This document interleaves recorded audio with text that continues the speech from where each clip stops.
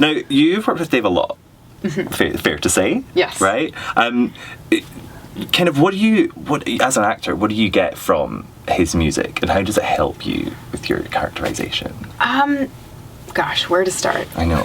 Sorry. I want to just start by saying that I think Dave is a monster composer, and I mean that in the best possible way. Like, I think he's very, very smart and intuitive with writing not only like crazy, complex, beautiful, different, interesting music, but also writing those things for people and playing to their strong suits.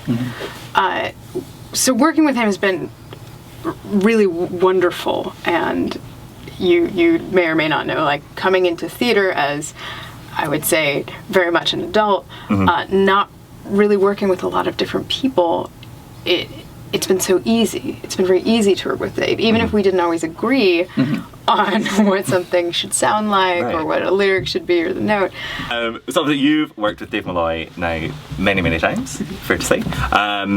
How do you use his music and appreciate his music, and kind of use it to develop character, use an actor, you know? Well, I mean, just off the top, Dave is just wonderful to work with. My experience in the show, I think, is very unique, because Dave was just like, hey, come do this show. And I was like, I don't know. Oh, okay. But it's such a unique show. This show in particular, Great Comet, is such a unique piece. And the other show, Ghost Quartet, also a very unique piece. And it's just been such a pleasure to work with someone who is so in tune with the people he's working with. And ultimately, like, working for, to create these pieces that are so good at highlighting people's strengths or even weaknesses. And to explain that, there's a particular part of my voice that I hate. I absolutely hate it. It's sort of like right on the threshold, like before I get into my head voice. Right. And I hate singing in it, and Dave likes writing music for me in there because he thinks it sounds this particular way that is very engaging and real. Isn't that ridiculous? Yeah. It's so cool though, because I hear it and I enjoy it a lot. Yeah. But what a compliment as well. That it's like, you know, this is the things that you find negative about yourself. You're like, things I can't keep understand. it going. You know.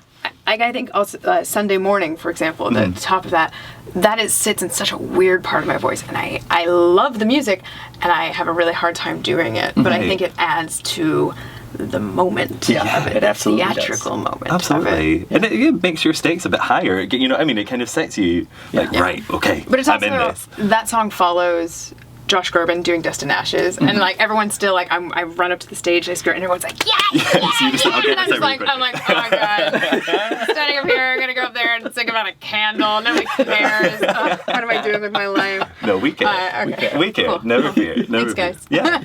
Yeah. And let's talk a little bit about Sonia. First of all, tell us who is she? Who is Sonia?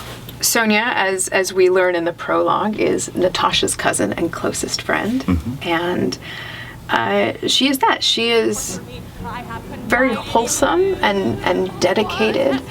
I've gotten to know her very well over my time in the show. Decade.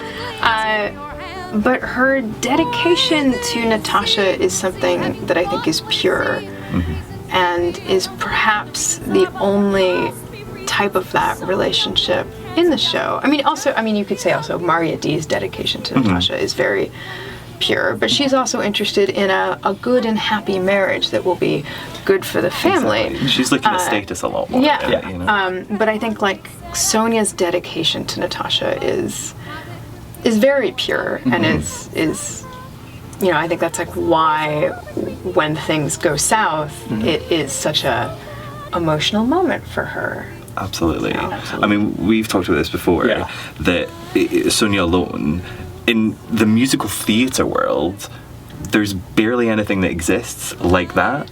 A song from a girl about her best friend who she loves and wants to help despite anything. That in its exist. purest sense, without a lot of other accoutrement. Yeah, and that there's nothing really in it for Sonia. Like, it isn't about Sonia, other than to say like, well, this family has been so good to me that, you know, how do I stop this? How do I don't want to say like rise above, like, you know, that's that moment where it's sort of everything shifts, like the dynamics and priorities of things shift. Absolutely.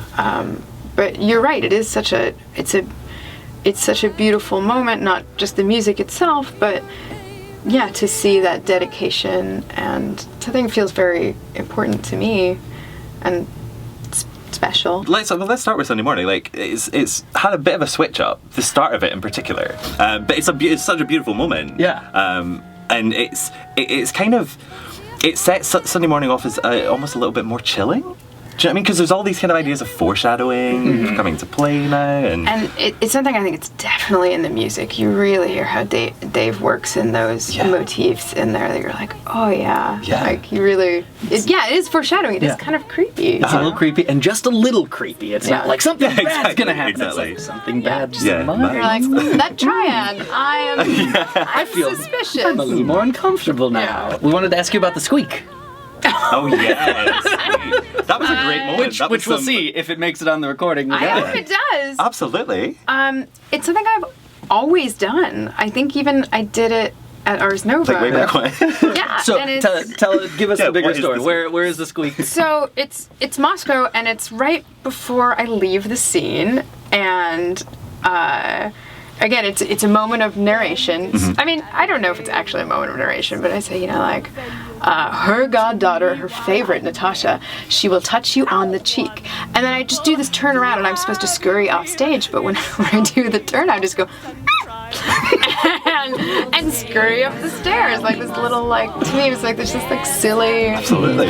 like, probably something I would have done as a teenager. Yeah, absolutely. I mean, obviously, I thought it was a great choice to do now. Yeah, exactly. You know, like, We were sitting in the recording room, and everyone was like, "The squeak? She does that? what are you talking about? What's the squeak?" But we loved it. No. Everyone was like, "That's great." I don't know, like, you probably would have heard it at Ars Nova in a room Ars Nova size, you know, 88 seats versus 1,400.